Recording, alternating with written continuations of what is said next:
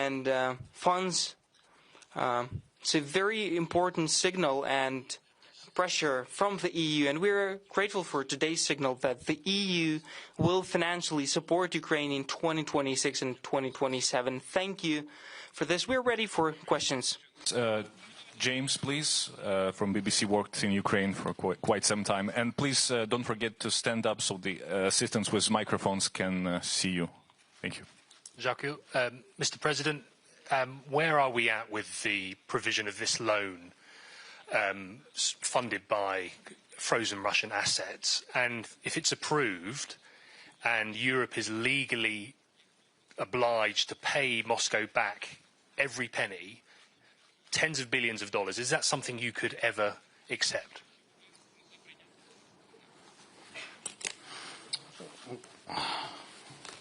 Ви знаєте, ми такий довгий час. You know, for quite a long time, for quite a long period of time, we've Any kind of decisions on frozen assets, you know it. By the way, it's not a secret. You know that we used some benefits on these assets. Also, the way to these decisions using benefits on these assets, Russian frozen assets, was also long and not simple. But we made these decisions in unity. This is important. Then it's understandable now when we use, for example, what we had, about 3 billion, something like this, each year, and it could be useful for us, and it was useful. But you know, in this war, in this technical war, it is difficult, not enough. And if Russia brought war to our land, and they have to pay for this war, in any case, one of the ways to pressure on them, and by the way, they afraid very much that Europe will make this union decision. And of course, one of the ways is to use frozen assets. And between us, not only on humanitarian things. Yes, because they attack us. We need to defend and answer. If we don't want to give them possibility to win, not only defend. Yes, and that's why, as I said, that we are today can be closely to this great decision to use frozen assets in one or another way. For today, it doesn't matter, and it's early to speak what we will allow or will not. The main thing that today, I hope, God bless, that now there is, they have meeting and the EU leaders, and I hope that they will make political decision, positive decision in one or another way to help Ukraine with funds, yes, basing on frozen assets. And of course, this is a big deal. Thank you. Ukraine's public broadcasting, please. Please don't forget to stand up. Valeria Pashko, public broadcaster of Ukraine. I take this opportunity to ask in Ukrainian. Тож, пане президенте, нещодавно... So, Mr. President, recently Wall Street Journal has written that the United States have finally lifted all restrictions on using long-range weaponry to target Russia. Can you confirm that, and do we already have a list of targets that we would like to hit with these weapons and maybe with some other alternative long-range capabilities? Thank you. Thank you. I'm not sure that I will now give something new to you. We have a clear usage of long-range capabilities that are Ukrainian-made, and we are utilizing Ukrainian-produced things from 150 kilometers to 3,000 kilometers range. These are our state-of-the-art capabilities, and the question is how to get additional finances to produce massively those long-range capabilities that we have. By the way, the issue of assets is also very important to us, to use it partially for Ukrainian production and undoubtedly for European production, for the production of our other partners. So these are important decisions. I do not know who writes what. We have never used long-range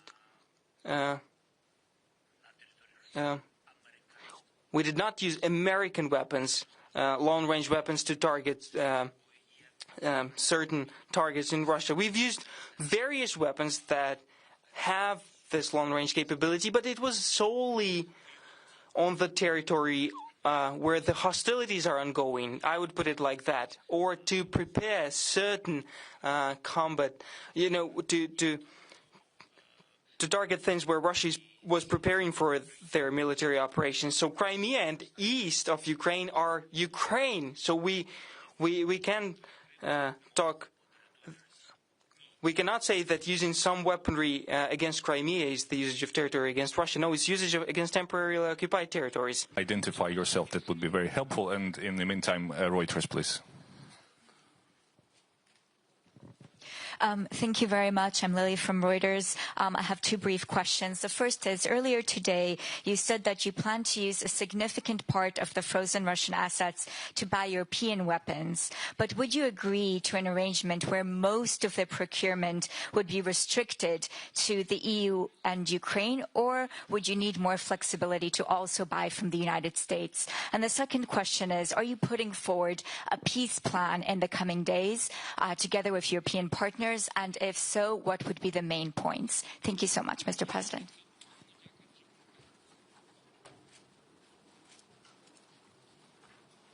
Thank you so much.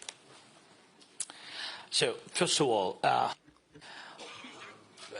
my position that, first of all, we need to use any kind of Russian money for Ukrainian production and increase it. It's cheaper and quicker.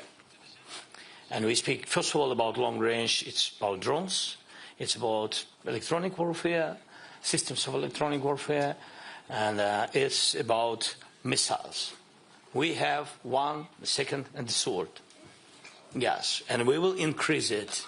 In any case, we will have additional money. You know the capabilities of Ukrainian defending industry. Only the part of drones and missiles for today is 35 billion per year. It's our capabilities. But we used 3 times less. And that's why, first of all, we will use it for this component. The second one is about our EU friends. They are with us from the very beginning of the war. And there are a lot of different things like very important, for example, intelligence, drones for intelligence. Then very important artillery rounds. We don't have enough. And we made, I think, infrastructure already in Europe, building 155 artillery rounds. Not the most important for today. Drones are more important, but this is also important. It's number 2. That's why I said the package number 2 is from Europe, and it's understandable because money are from Europe. And it's understandable that the second package is European. We are ready to spend this money.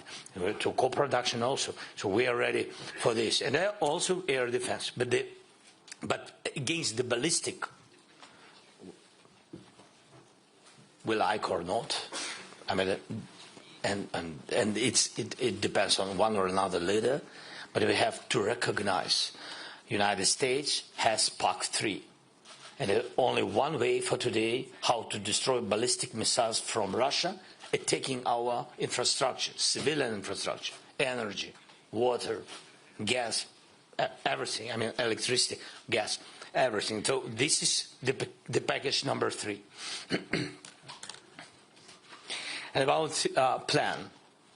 No, really between us, I don't know about the plan. I mean, there's some European plan. I mean, we spoke with some partners.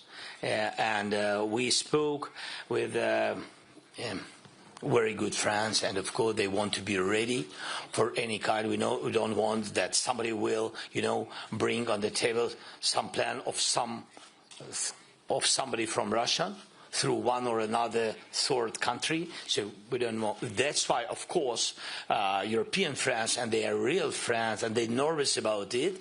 And of course, the suggestion is to prepare some points. But we know what to do. Yes, stay where we stay. First, we have to ceasefire. And if Russia is ready to speak, we're ready to speak. This is the plan between us. The plan begins from ceasefire. The plan begins even not with ceasefire. The plan begins with will to sit and speak. not to stand and fight using, any kind of, all the kind of missiles against just civilians, children. Yesterday they attacked a kindergarten. The second army, how they said, the second army of the world, yes, fighting against Ukrainian children. This is exactly. It's not, it doesn't show that they want to stop this war. More pressure on Russia, and they will sit and speak. And I think this is the plan.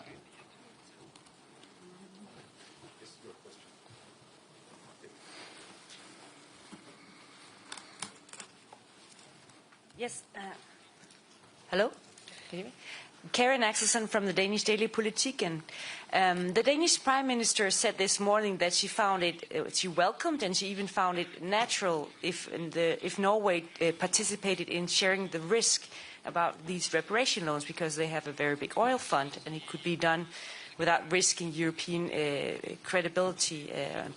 You were in Norway yesterday and met with the Norwegian Prime Minister. Did you at all discuss whether Norway could take part in this burden sharing or in other ways guarantee a financial support for Ukraine more than they do?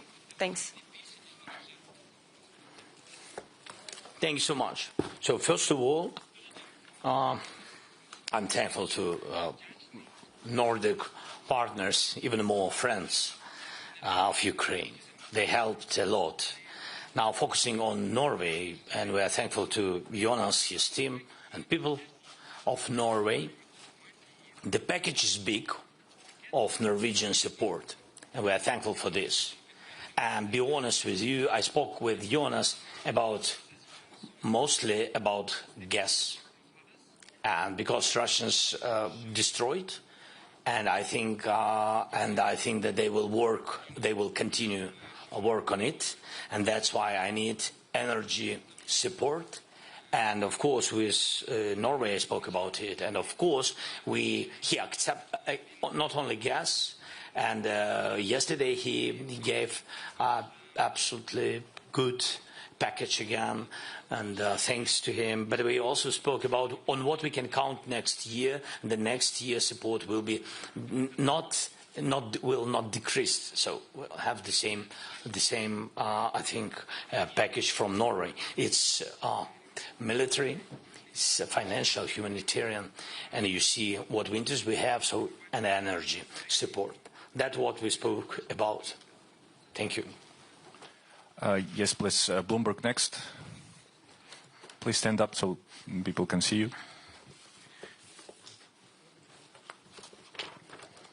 Thank you, Mr. President. Andrea Polishano from Bloomberg. I want to ask again about the frozen assets. It sounds like the conversation today is not as smooth as many hoped, and there may be some more obstacles to overcome, and it may take much longer than expected. Have European partners offered any plan B for financing needs were this deal not to come to pass? Thank you. I think that the dialogue was really, maybe not simple, but it was very good. And really we count on decisions on this topic. It will be very helpful, not only for Ukraine, as I said previously, we are ready to finance or to use a part together with Europeans to strengthen Europe. We have technologies. We are ready to share with the countries who helped us during this war. We have very good technologies. A lot of technologies came from partners, but they recognized already. And today they also recognized again that we have technologies what Europeans don't have because of the war. I mean, that we have practical useless of these technologies, and we will share it, and we will make co-production. And I think that what Europe needs between us, I think, common, big arsenal, and better Russia know about it. And I think this is just very direct, practical way to do. Part of this arsenal will bring Ukraine. Thank you. Yes, Freedom TV channel, please. Here. Thank you, Freedom. Vitaly Sizov, thank you for your words of support for our colleagues and that you mentioned this attack during your speech and communication with leaders. My question is about your meeting with President of the United States. Did you expect that situation will change so dramatically just in 1 week, and how you feel these changes? Did you expect that this meeting will be much more positive than media expected? Thank you.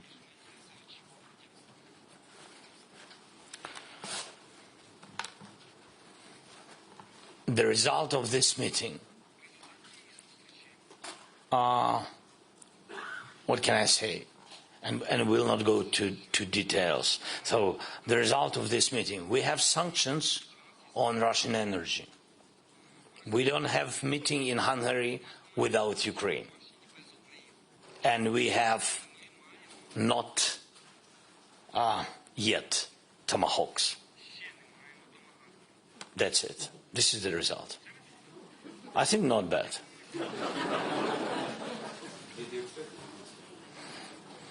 We will see. I don't know, really. Each day brings something. I don't know, maybe tomorrow, I don't know. We will have tomahawks. I don't know. I don't know. Thank you so much. Wall Street Journal, please, far in the back.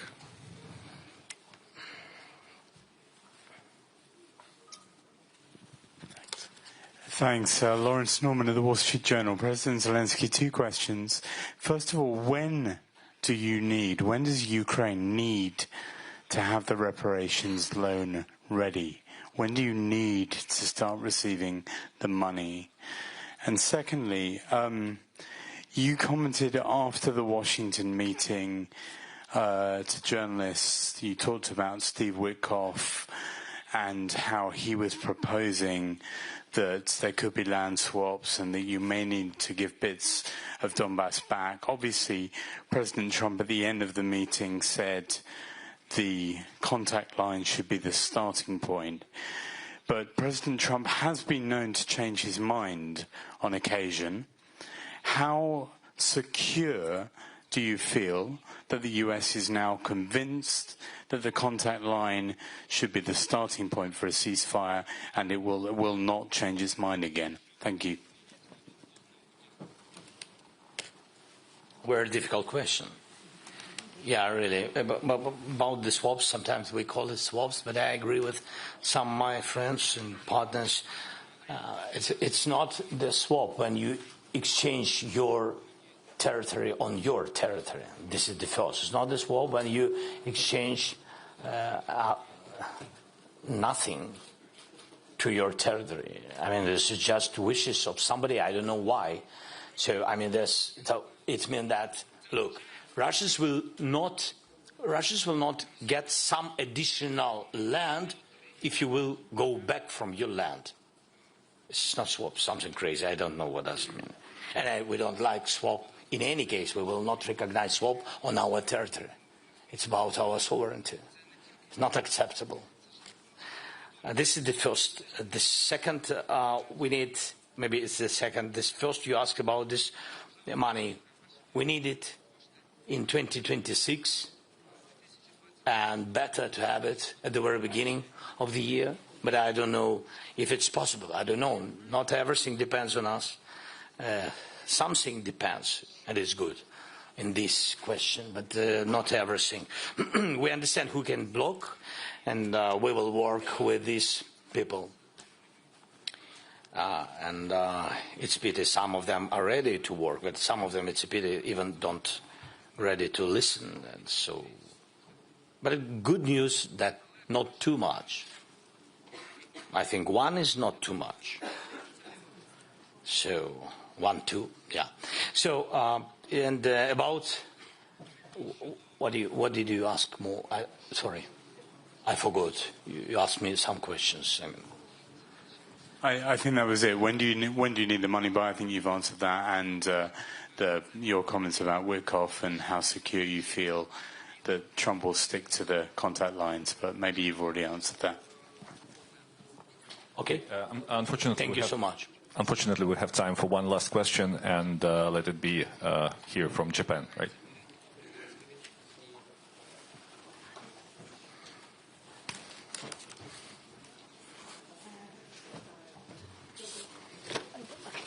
Thank you, Satya from NHK, the Japanese TV station. Thank you very much, Mr. President. My question is about China. There has been reports that China has been providing satellite data to enable missile strikes inside Ukraine. Can you confirm this is still going on? And concerning the continued Chinese support to Russia, do you think the pressure EU has been putting on China is enough? Thank you.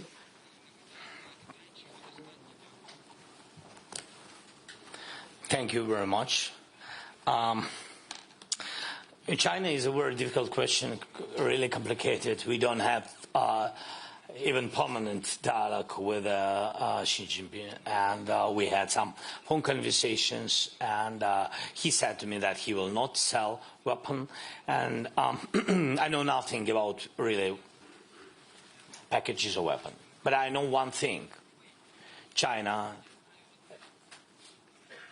helps Russia, doesn't help Ukraine, and not interested in our victory and in Russia losing, to my mind. And it's not only my mind. I think that's mostly countries who understand what's going on with relations China, United States, and Russia, and Europe. Yes, so understand the same things. I think so. So they are not interested. Yes, Europe has to be strong.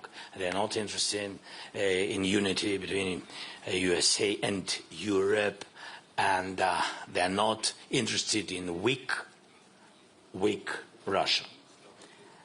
And that's why I think that they help Russia. Thank you. Thank you, dear colleagues. Unfortunately, we have to go, and so the event is over. Thank you. Work on it. We work on it. Thank you so much. Thank you. All the best.